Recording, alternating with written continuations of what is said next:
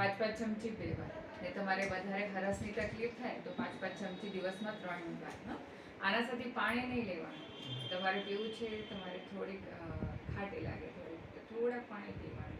નહીં તો પછી ભૂકા પેટે લેશો ને ડાયરેક્ટ લીવરમાં ઉતારે તો હરસના છે ને પ્રોબ્લેમ ચોથા પાંચમા દિવસે કસાવ ઓછો થઈ જાય.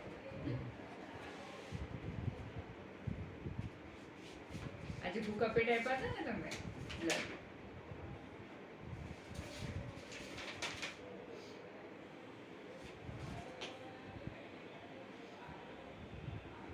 સરસ છે એક બોટલ.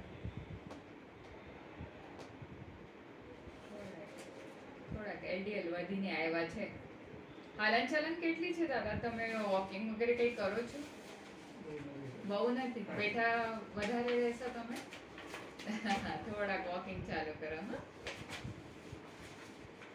હાલન ચાલન સારી રાખશો ને તો તમારે આ છે ને કોલેસ્ટ્રોલ લેવલ નોર્મલ રહે છે. થાઇરોઇડ નોર્મલ છે તમારે. આ કોલેસ્ટ્રોલ એલડીએલ વધીને આવ્યા છે. હિમોગ્લોબિન તો બહુ સરસ છે, 12.8 છે, બહુ સરસ છે. શુગરી નથી, કાંઈ નથી તમારે.